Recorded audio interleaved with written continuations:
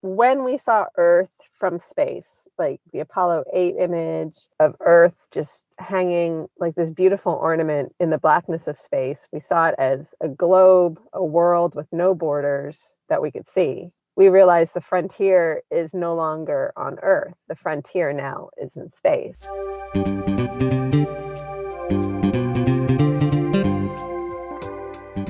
Hi, and welcome to the Innovative Mindset Podcast. I'm your host, Isolde Trachtenberg. On the show, you get my conversations with peak-performing thought leaders, creatives, and entrepreneurs. Every week, I bring you the latest scoop on what these incredible people do to succeed and how you can get their secrets and do it too. Whether we're talking about best practices for spending time creating, how to work the business part of your business, or how to keep in that innovative mindset so you can keep living and performing, you'll get practical and wise information to use in your work and in your life. And now, let's get on with the show.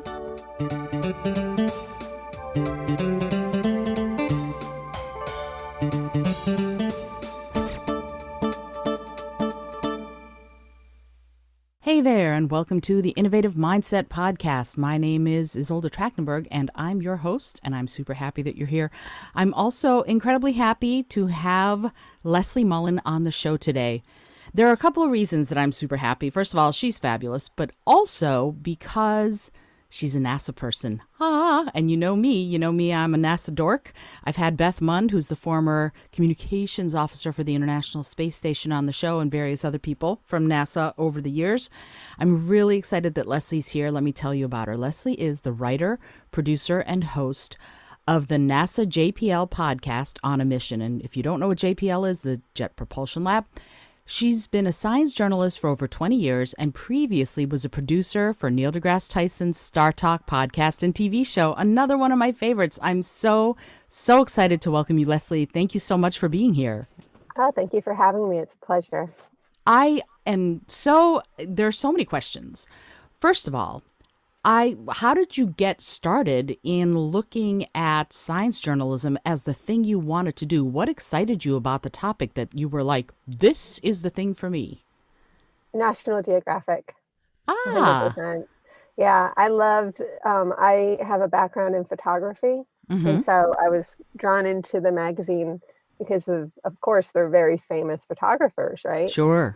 And I actually, when I was in college, I didn't really know what I wanted to do. And I went to a dinner where one of the senior vice presidents of National Geographic gave the keynote. And I went up to him and I said, I want to work for you someday. And he's like, oh, you're going to take my job.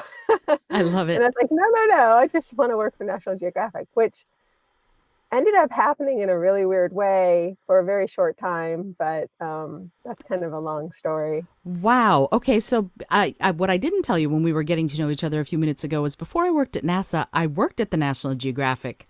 Where did you work? Did you 17th Street Building or M Street Building?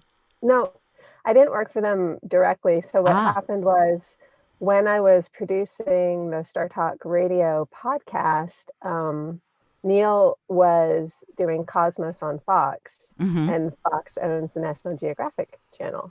And so through that sort of relationship, they developed the Star Talk TV show for National Geographic. Mm-hmm. So for one season of Star Talk, I worked for National Geographic by doing the Star Talk podcast. Oh, that's so cool. Yeah, I worked at National Geographic for 4 years in the early 90s. I was about to start playing the name game with you.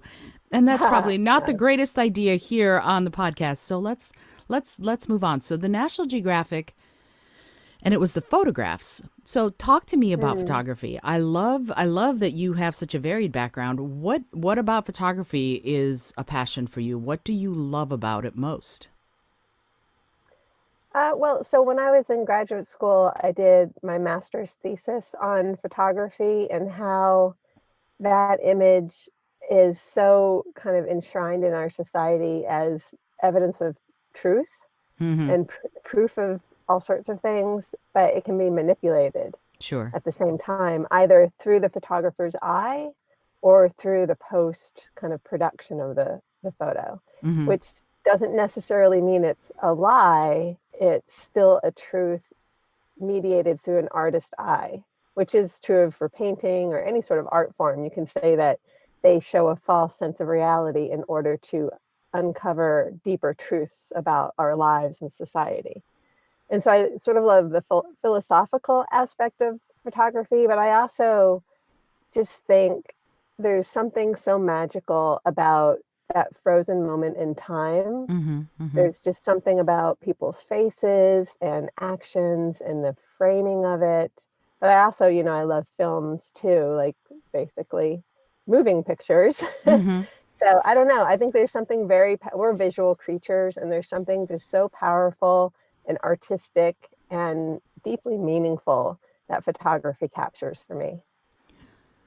I love that you said that about capturing a moment in time. That to me is the ultimate point of photography, if you will, is that that moment will probably never happen again quite the same way. Even if you try, you Yeah. won't be able Well, to replicate it.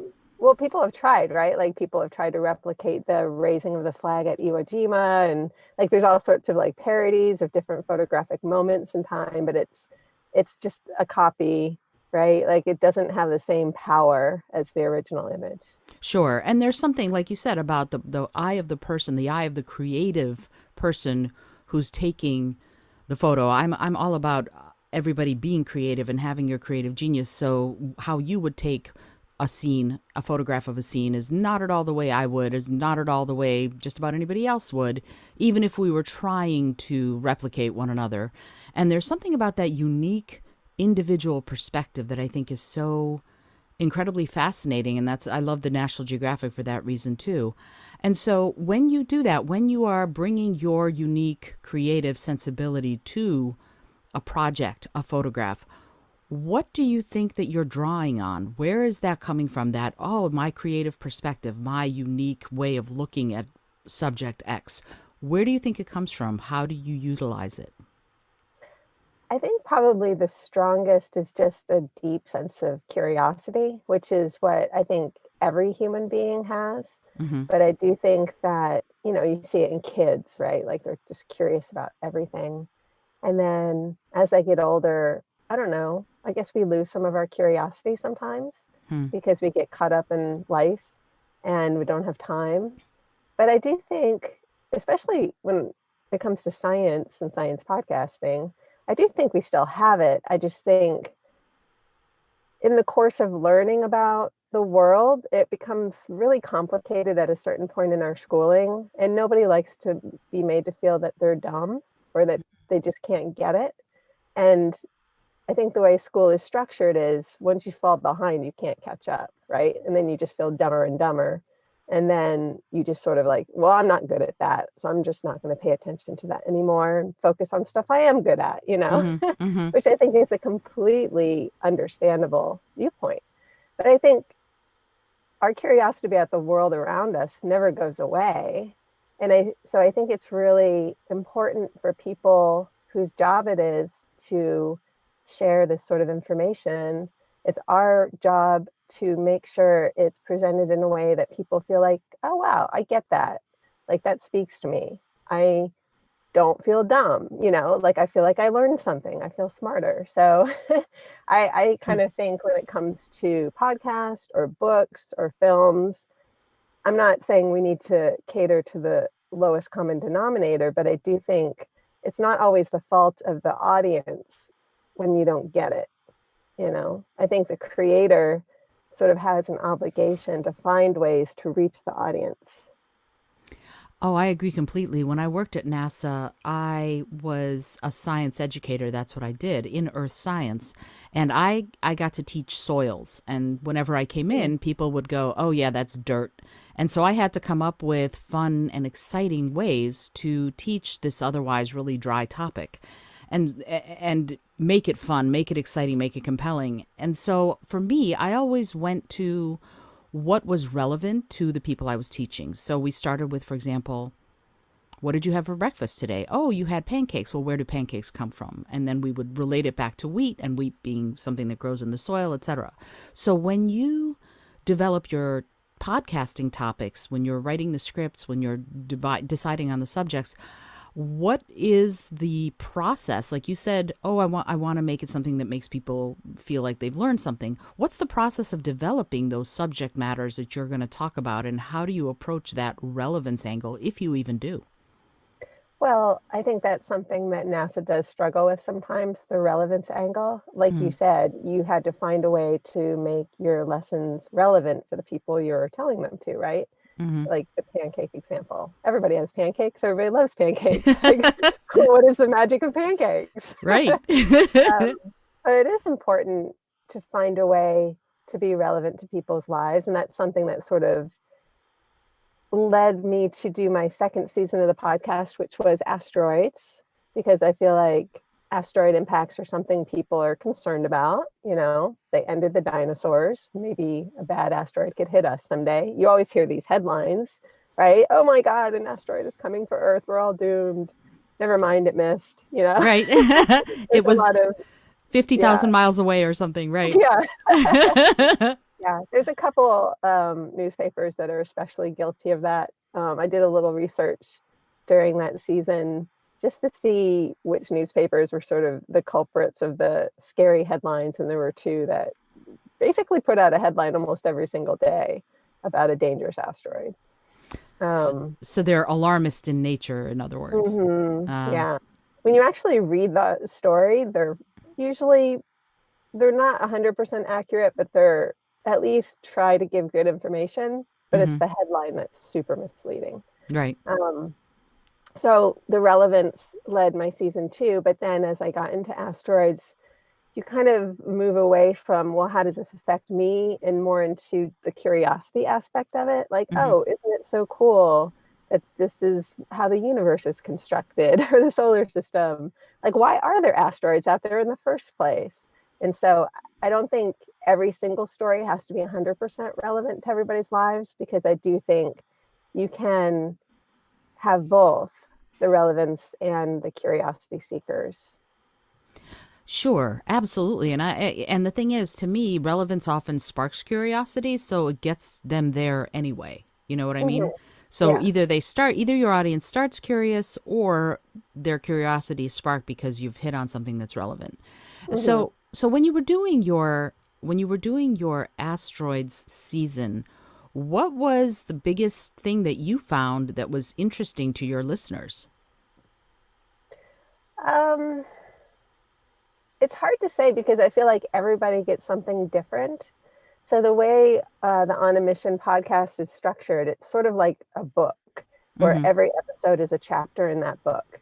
So in the book about asteroids, one of the chapters was about, how does the government and NASA prepare for an incoming asteroid? Mm-hmm. Which is really fascinating, I think, because it touches on things like nuclear treaties and things like that. And then there's another chapter in the book that's just, oh, the Dawn mission went to go visit the biggest asteroid in the asteroid belt series. Well, that doesn't really affect me, but it's kind of cool, Yeah, they sure, sure. use ion propulsion like out of Star Trek. And I guess I've heard from people who listen to that series and also the current series, which is about planet Earth, which is perhaps the most relevant series I've ever done Yay. because everybody lives on Earth. But everybody gets something different. And that's sort of surprising to me because I'm like, oh, this is the best episode, clearly, because I love it. There's so many cool things. And then people are like, I listened to your season and I really love this. And I'd be like, really? That? So you can never really predict what people are going to take away from it. So I focus more on how can I tell a really compelling story in a gripping way, in a fun way, in an easy to understand way, and then, let people choose their favorites. I love that. I love that you're like, here it is. This is cool. And then Mhm. the audience gets to choose what's cool about it for them.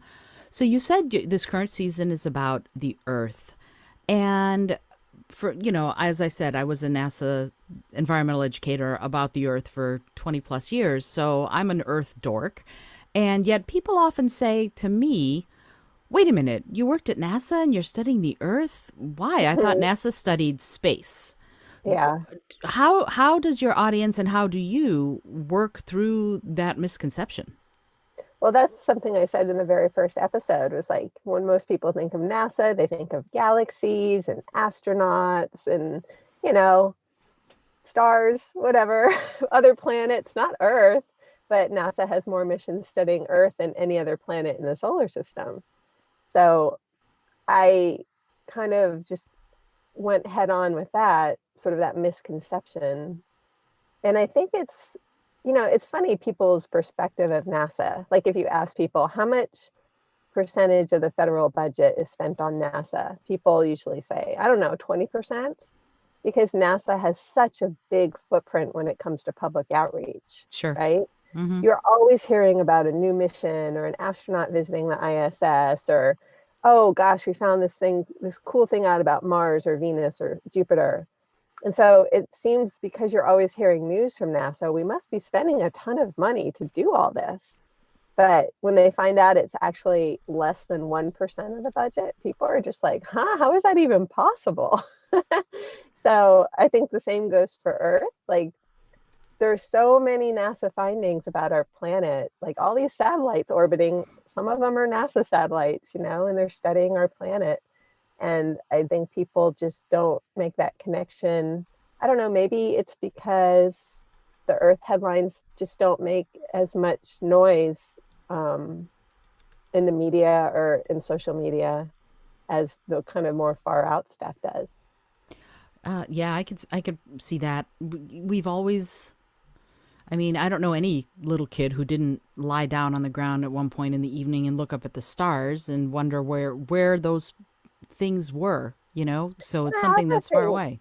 yeah, I also think maybe part of it too might be the fact that people think of NASA as the frontier, right? Like NASA pushes that frontier, you know, the first man on the moon, and hopefully soon the first people on Mars. Like NASA's always pushing outward.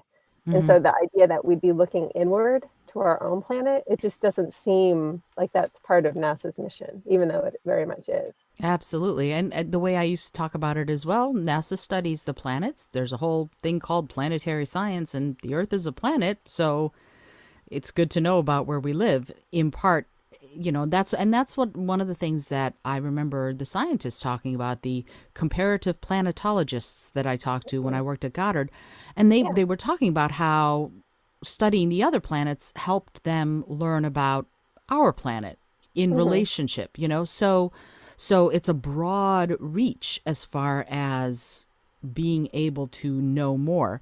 And when you're talking about this, when you're talking about the Earth and the many missions through JPL, through NASA headquarters, Goddard Space Flight Center, Wallops, et cetera, et cetera. There are so many different centers that we could Mm. be talking about. When you're talking about the Earth, and you want to break a story, for example, and I don't know what the construction of your podcast is. It sounds like you have a season's worth of material that you're then doing episodes on. But if something happens in the middle that's really exciting that you want to talk about, how does that work within the structure of the podcast that you're doing? Yeah, I don't really do breaking news in this podcast because it is sort of an evergreen product. And Mm, so I'm mm-hmm, not trying to like make sure I have the very latest on this particular aspect of earth science or whatever. As I'm writing it, if there are new discoveries and they're relevant to what I'm writing about, I'll certainly include it if that makes sense. But I'm not chasing the news. mm-hmm. I'm more trying to give a perspective view because I feel like there's plenty of podcasts out there that are all about what's the latest findings. You have all these different like Science Friday, like, you know, here's the latest in the science headlines. And one of my thoughts about this podcast was there wasn't really a podcast that gave people some perspective on different fields of study that allows them to take that news and put it in its proper context, you know?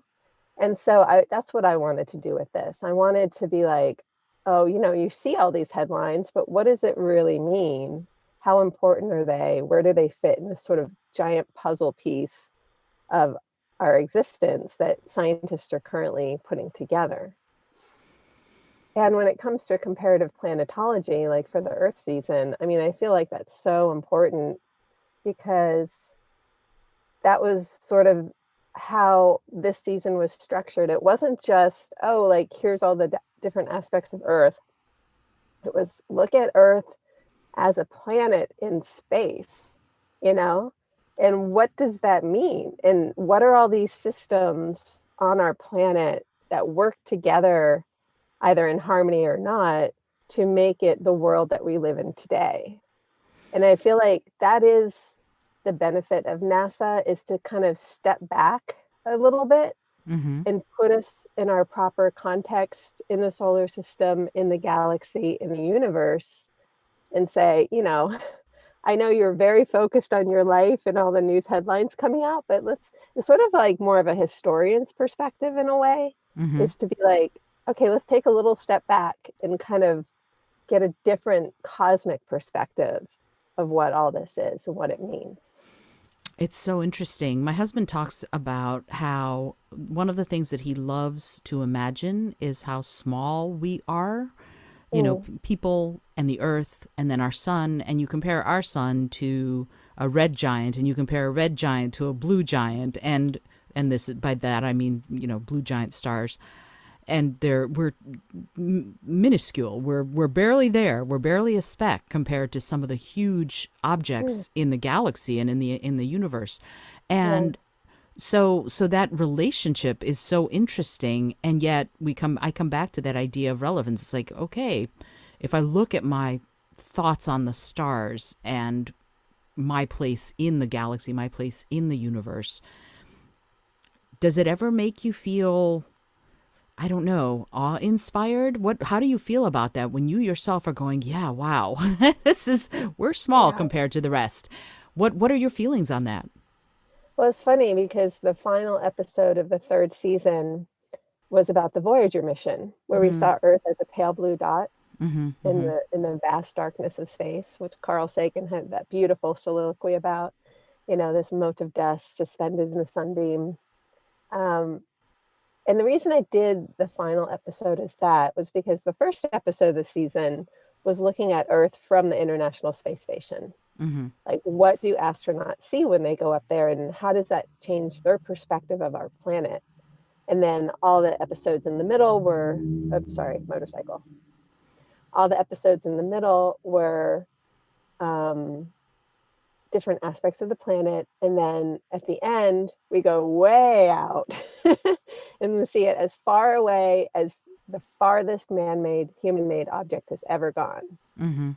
And it's humbling, right? Because I know I've heard from people that perspective of our planet really terrifies them, and it depresses them. And other people see that same picture and feel awe-inspired, and oh my God, we're so special to have life and this vibrant world in an empty universe. Like, we need to cherish it because it is so special and unique.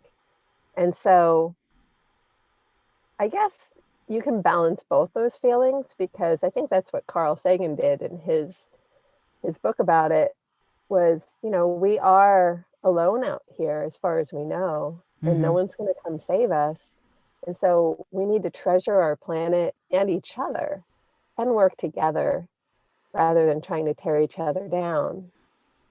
And so it's appreciating the beauty and splendor of our planet, but it's also acknowledging the fact that we are teeny tiny and completely alone. I'm taking a second because, yeah, absolutely. Carl Sagan is another one of my heroes, and his perspective on it being that because we're alone, because this is all we have, we need to take care of it is so spot on. And so when you're working on these episodes, which I now I'll admit I listened to the first season, but I did not listen to the third season, and now of course I have to go listen to the whole thing. You have Uh, to. yeah, absolutely. But when you're doing it, it's such an awesome responsibility of Hmm. bringing that across. I'm so excited that you took it on. And yet when you're there, when you're in the thick of making these episodes, some people might get, as you said, depressed. Some people might get it right away. Some people might think it's too dry. Some people might think it's boring. What what's your process for making these topics cool and exciting? What do Yeah. you Well, do?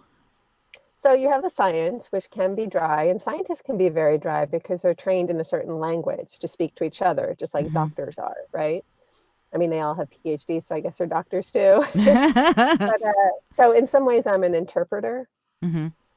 but that can be really dry and boring. And so the way the episodes are structured is to allow the scientists to speak, but also I'm there interpreting what they say and sort of, guiding you by the hand through this journey as the narrator.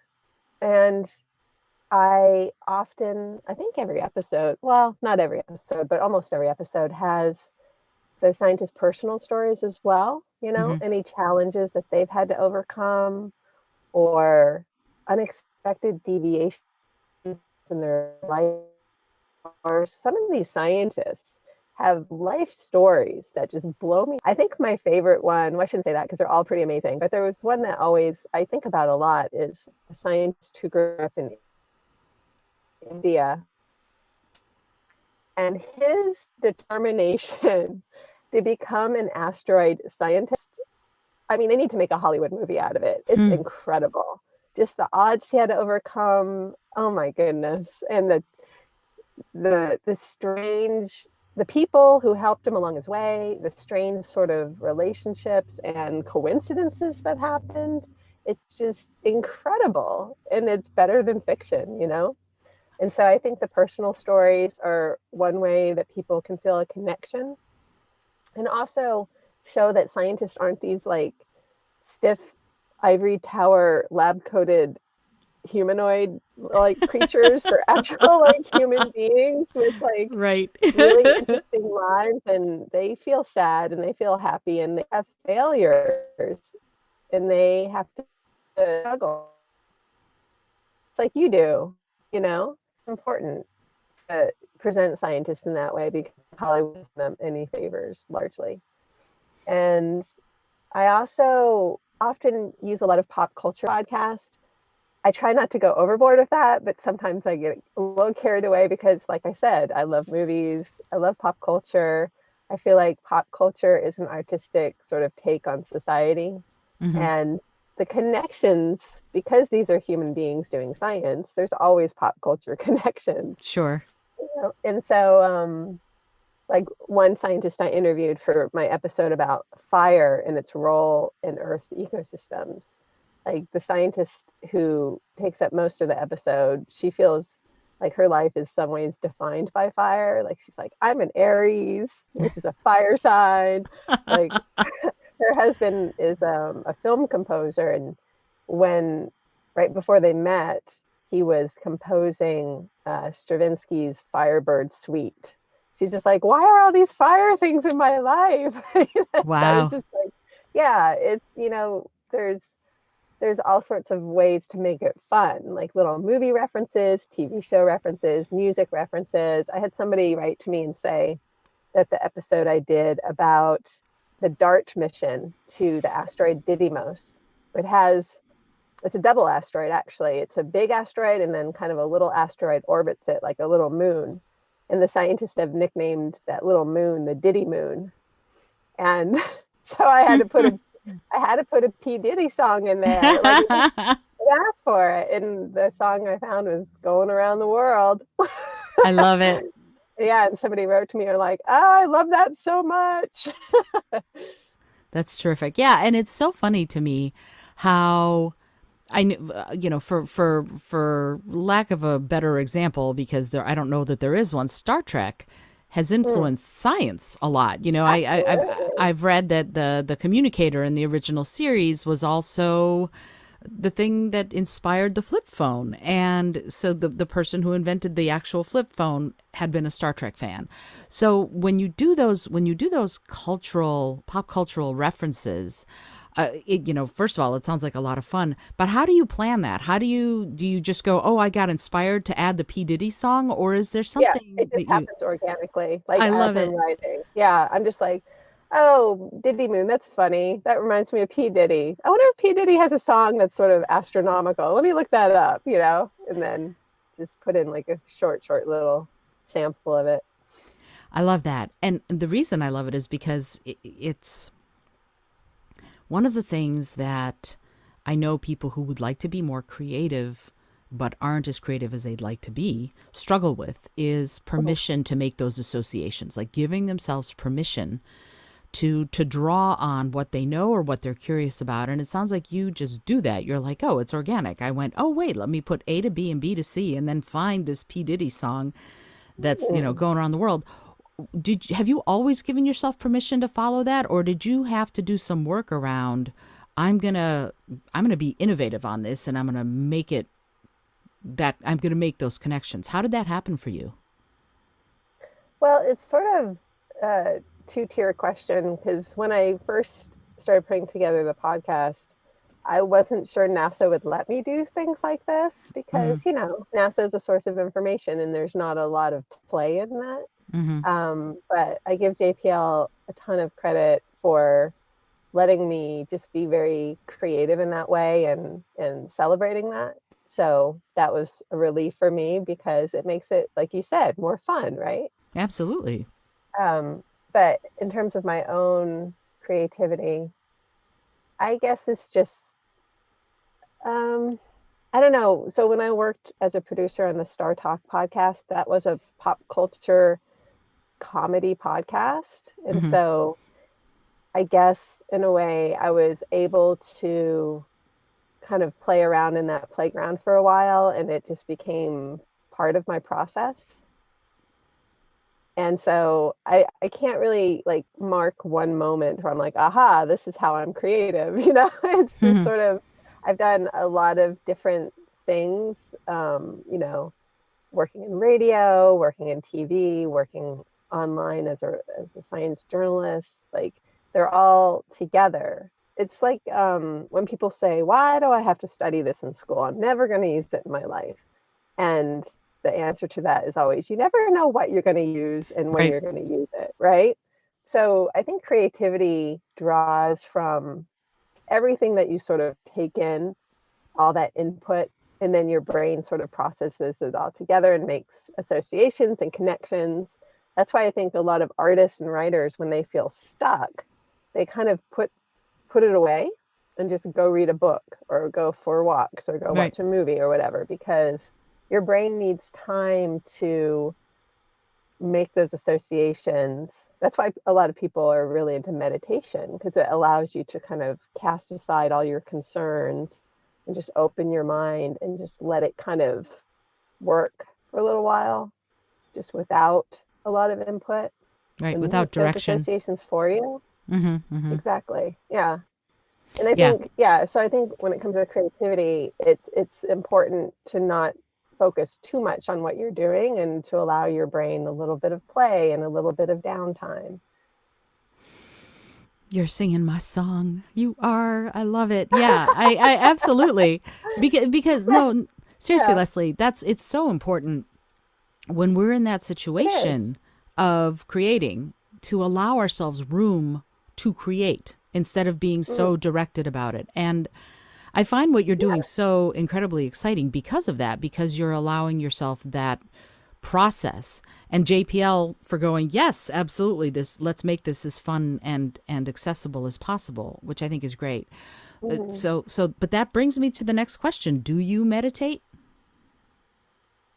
I do actually. Yay. All right. Actually, so we're in this COVID era right now, and I live in Los Angeles, and um, Los Angeles County provided a free meditation app for everybody who lives here so we can Wow. get through COVID better. So I've been playing around with that. And yeah, I think meditation is really an undervalued thing in Western society because, we're so focused on work, work, work, work, work, right? And it's almost mechanized in a way. Like everybody has to put in X amount of hours and get X amount of productivity out of it and all that. But I do think there's a lot of value in I don't know, Eastern philosophies and meditation and allowing yourself to become bored, which nowadays everybody has their cell phones and you always have to be input, input, input. But I Right. think, the brain didn't evolve that way. Right. We need to allow ourselves time to um, not be connected all the time and Oh, just so true. let the brain go on like the low mode. Right. Absolutely. And Yeah. it's funny. I teach a workshop. I go into companies and organizations and I teach a workshop called The Mindful Creative. And it's all about Mm, combining that mindful, meditative sort of aspect with innovation and creativity.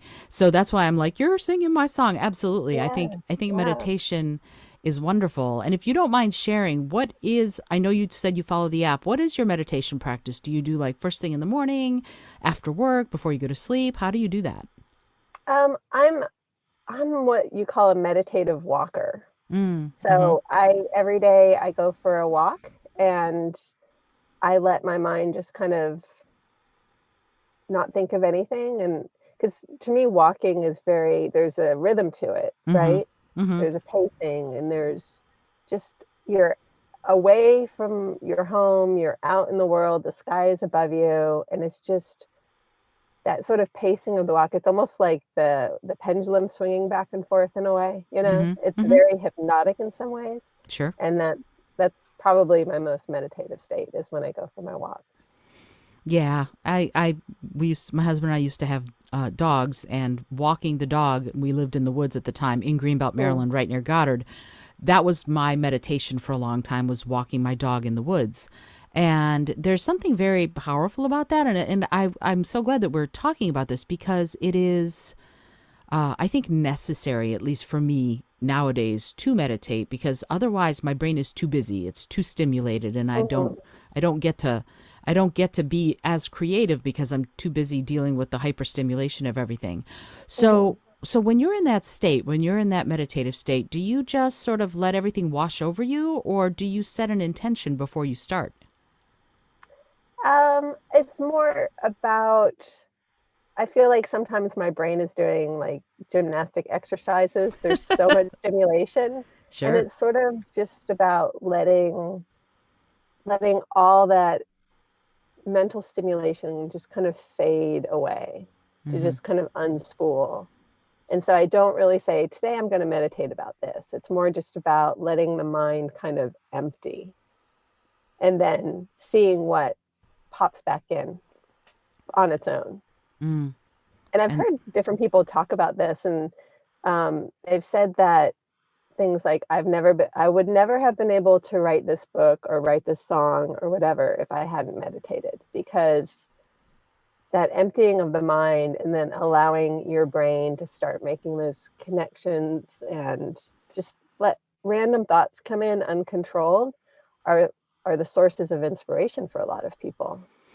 absolutely. And it's a moment also to fill the well, to Mhm. let things empty out so that new and potentially really, really amazing things can sort of float in. And then you Exactly. have the next idea for the book or the next. Yeah, I've written 6 books and I'm working on the seventh right now. And I completely agree. I would not have done any of them without a meditative practice. So I want to, Shiv, I appreciate you sharing that because I think it's, to me, it's an important aspect of being alive is that time and repose, if you will, or contemplation time. What if we switch topics to the podcast again? I would love to know. I know it's, you're covering, to me, very exciting topics, but what about the topics that you're covering is the most exciting to you? And also, what topics are you most excited about covering next? Like, what, if you can tease anything about the next season, I'd Mm. love to know. I guess the most exciting things for me is just talking to the scientists and finding out their stories.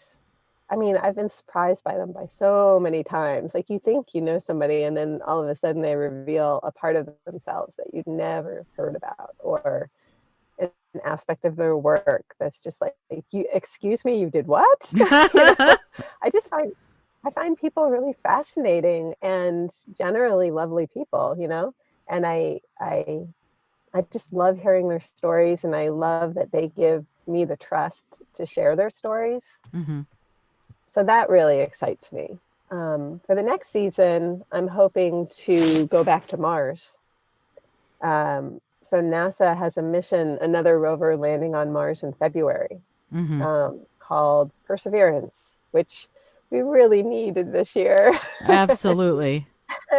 And so and we already have a rover on Mars called Curiosity, which at the top of this podcast I talked about.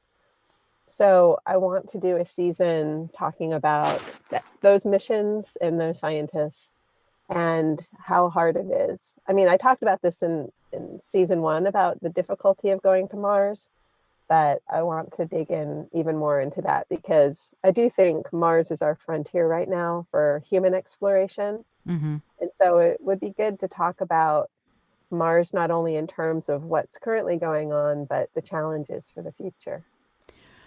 Absolutely. And I have a friend who is on the short list of the people who, if they ever actually get people to Mars, she's a doctor and she's on the short list to go to Mars as one of the medical personnel. And I find that incredibly fascinating that if that ever happens, they could be looking at the Earth and the sun from another planet. It blows my mind. So when Yeah. you're sorry, hold on 1 second. I need to clear my throat and I don't want everybody to hear that. So give me a sec. Sing a song or something, Leslie. Sing a song. Oh, you do not want me singing. I do not have a singing voice. Oh, I see. I take stuff like that as a challenge. Oh, no, no, no. I would love to teach you how to sing. That's one of the things I've Oh, done during my time is I'm a singer and I've taught many people who have said, "Oh, I can't sing. I can't carry a tune in a paper bag." And I've gotten them so that they are now sing with opera companies. So it's oh my possible. goodness. Wow. That So, impresses me. I would love to learn more. oh yeah, well, we'll talk about that offline. Okay. I would be happy to give you a quick lesson sometime on Zoom. We get to do that on Zoom nowadays. That's how I teach all my students. So Okay.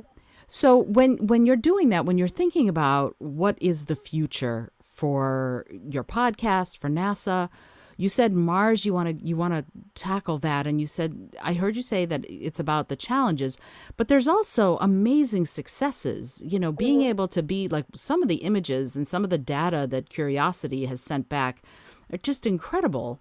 And so when you think about how that relates to people, how that relates to the average person or your audience, what do you think they get out of hearing some of that information of out of hearing those episodes and going, wow, this is what's happening in this agency that's doing this work.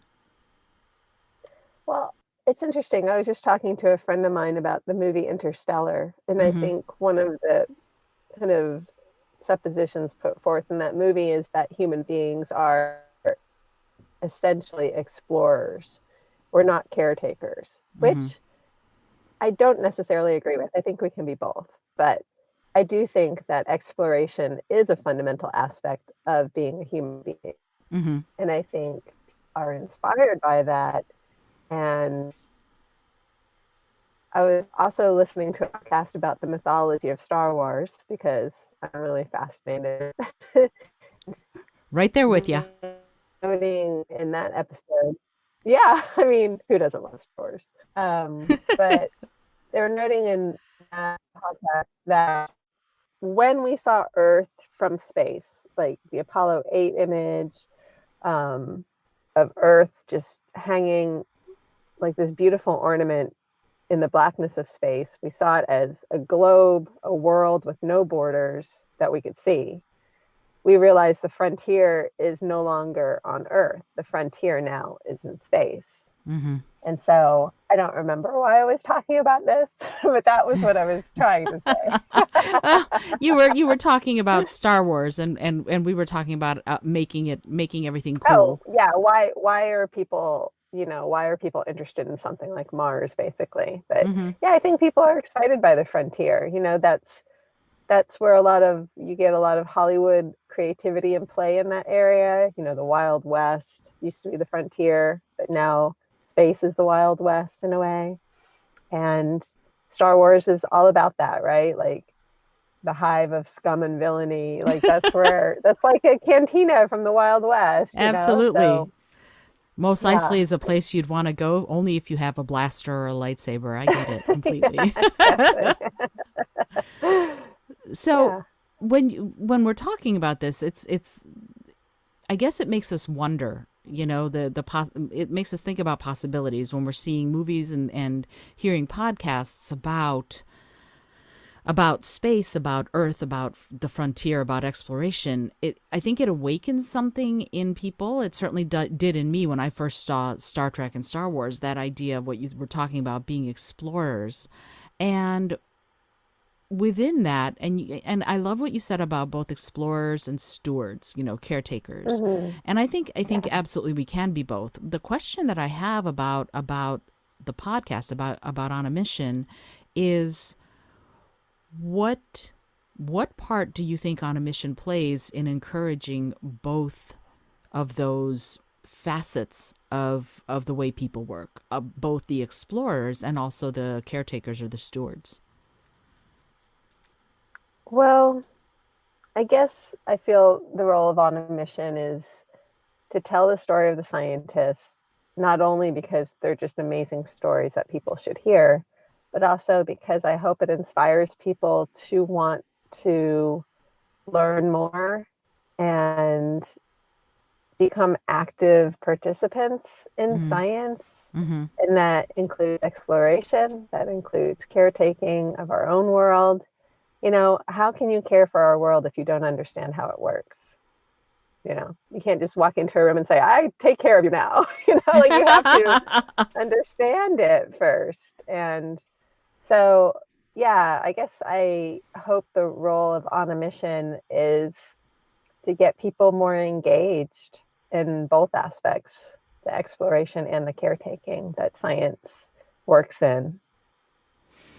Because I And feel like an engaged audience is an audience that doesn't just want to hear the stories, they become part of the story too. I feel like I want to just go and scene. Yeah, absolutely. That was Yeah. exactly. I agree with you Yeah. completely that if we as storytellers, and I think it's all storytelling, if we as storytellers engage and inspire audiences, that's what it's all about. That's when we can make amazing discoveries and explore incredible new vistas and new frontiers. When you're doing this, when you're creating an episode, at one point earlier you said that you script things, and so I'm Mhm. wondering, when you script it, how different is creating a podcast episode for you from writing a story, from doing a more sort of, I guess, newspaper journalism style of story? What are the differences and how do you approach it?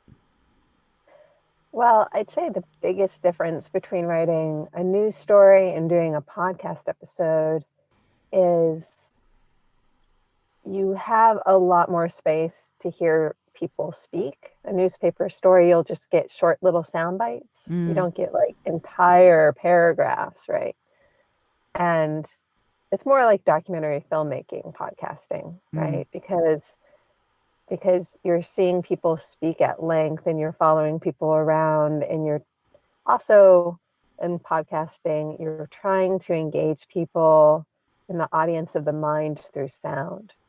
And so it's amazing how evocative little sounds can be in people's imaginations to build that world in their mind. You know, you don't need a lot of sound for people to suddenly be immersed in a story, but sound is very, very powerful. You know, it's one of the primal senses, and um, you can definitely overdo it. So you have to, it's like composing music in a way. There's a pace to podcasting, there's um, sort of art to which sounds you include. I remember I once got into a discussion with another podcaster about when it's appropriate to use sounds and when it's just cheesy. mm, mm-hmm. And so I don't know that that's a clearly defined line. And it's something that I definitely kind of reconsider as I'm building these. Like, did I go too much? Did I put too much here? Should I take out some? Did I not put enough? It's so in a way that's sort of like composing music. Um, but yeah, I don't know. I feel like writing is needed for making the podcast episodes, but you're writing for another art form. And so it's sort of, it's kind of the skeleton of it, but it's not the meat on the bones, if that makes sense. It does, absolutely. And as a podcast, obviously, as a podcaster myself, I find that getting the opportunity to talk to someone like you who is telling these incredible stories is exciting because it gives us, again, the chance to see how another part of the world works. I get the honor of talking with you, but also I get the honor of telling your story to the people who are listening, to the person who's listening to this. And so I would love to actually get the information on how somebody who wants to listen to On a Mission, where should they go to find the Hmm. podcast? Well, NASA actually has a lot of podcasts. I'm just one of many. So if you go to nasa.gov/podcasts, all of the podcasts that NASA produces are there, including On a Great. Mission. And also, we're on SoundCloud. NASA has a SoundCloud channel with Uh-huh. all of our podcasts as well. Um, and Apple, of course, we have all of our podcasts on Apple. And I think we're currently trying to work across the NASA agency to make our kind of work together more, because people don't know this. You know this about NASA, but I think a lot of people don't know that NASA has a lot of different centers, and each center kind of is in a world unto themselves sometimes. Mm-hmm. So we're trying to work together more Mm-hmm. across NASA, That's wonderful. especially, well, not just in the podcast production, but also in how we present the podcast to the audience, be more of a cohesive thing. Mm-hmm. And so, yeah, I I would love for us to be on Spotify, but that takes time, I guess. And there's so many podcast platforms out there. I'm sure I'm on some that I didn't list. Right. It's funny because Apple, the way some of the podcast platforms work is when Apple publishes a podcast, that podcast platform like Overcast goes, woo, great. And it grabs it. So now it's on Overcast without you having to do anything about it. It's just Right. grabbed it. But so many of them, I know, for example, this podcast, it just got on Pandora after many months of waiting. So now you can Mm, actually listen to the podcast on Pandora, and you can listen to the podcast on Spotify, and you can listen to the podcast on Amazon Music or Amazon Podcasts. I'm not sure what it is, but you have to submit it all. And I think with NASA, it's got to go through all the official channels, so it's a little bit different mm, than you going, oh, I have a podcast and I'm going to submit it. So it takes a little bit yeah. longer.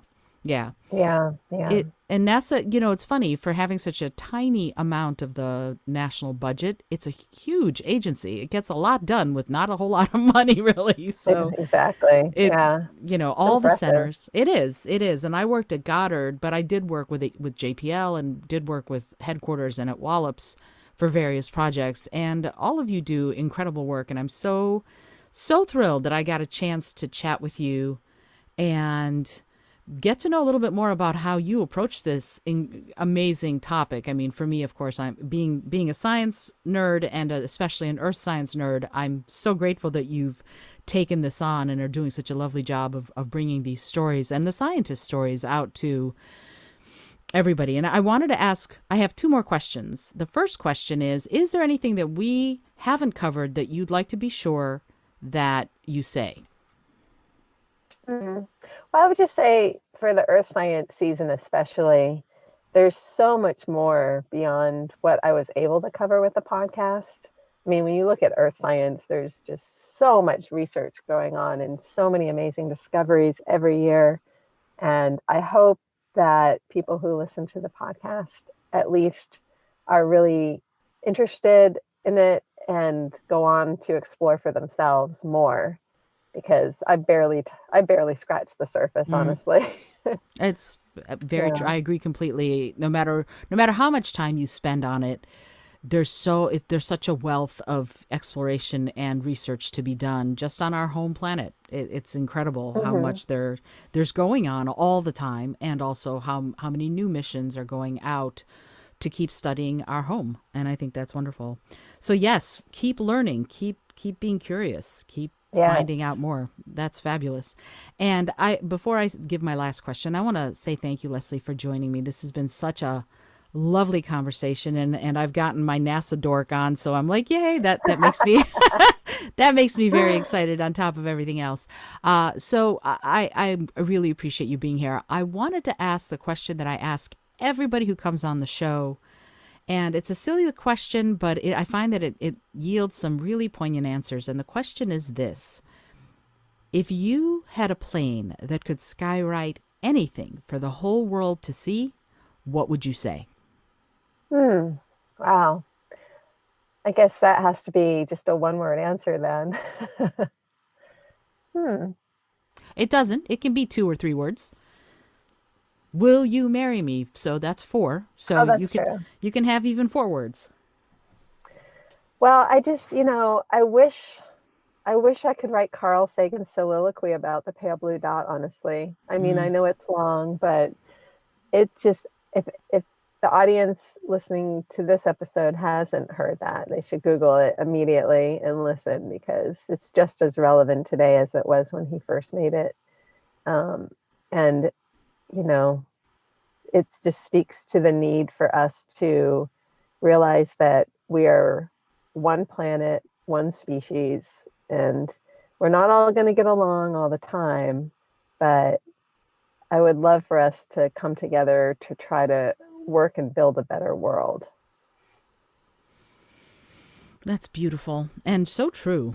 So true. And what I will do is I will locate that soliloquy somewhere online, and I'll put it in the show notes so Oh, that perfect. if you want it, you'll be able to access it. And also, I have to say, I know you worked on the Neil deGrasse Tyson Hmm. Cosmos, but the Oh, original yeah, Cosmos, I with didn't Carl work on Sagan. Cosmos. Yeah, I did. No. Yeah, the Cosmos show that Neil did was completely done by Fox. I had no involvement in that. Ah, okay. Well, Yeah. you worked with Neil while he was doing it, I think you said. Hmm. Yes, And yes. to Cosmos, to me, that was life changing. The original Cosmos was with Carl Sagan was life changing.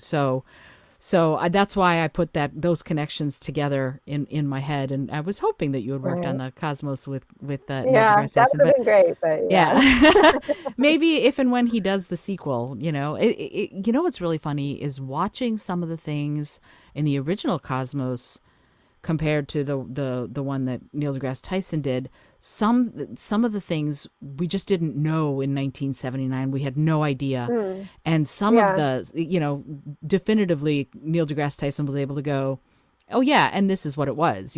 What Carl Sagan said it would yeah. be is this is what it was, and some things didn't end up that way. But it's really fascinating how we keep exploring and we keep striving. And I'm so glad that you are part of that conversation, Leslie. Thank you so much for being here and for sharing some of that excitement with me and my listeners. Oh, it was a pleasure, and I really am happy about your enthusiasm on all these topics, and so it's really a pleasure to speak with you. Thanks so much. So this is Isolde Trachtenberg, and this is also the Innovative Mindset Podcast. I hope that you've enjoyed today's fabulous conversation with Leslie Mullins of the On a Mission podcast from JPL, Jet Propulsion Lab. I hope that you've enjoyed the episode. I hope that if you have enjoyed the episode, that you will get in touch with me and let me know what you thought and leave a review of the show. Or if you decide not to leave a review, you can just give it the stars that you'd like it to have. Either way, any communication that we have enriches the show and hopefully will enrich your experience the next time you listen. Until that next time, this is Isolde Trachtenberg saying, remember to listen, learn, laugh, and love a whole lot.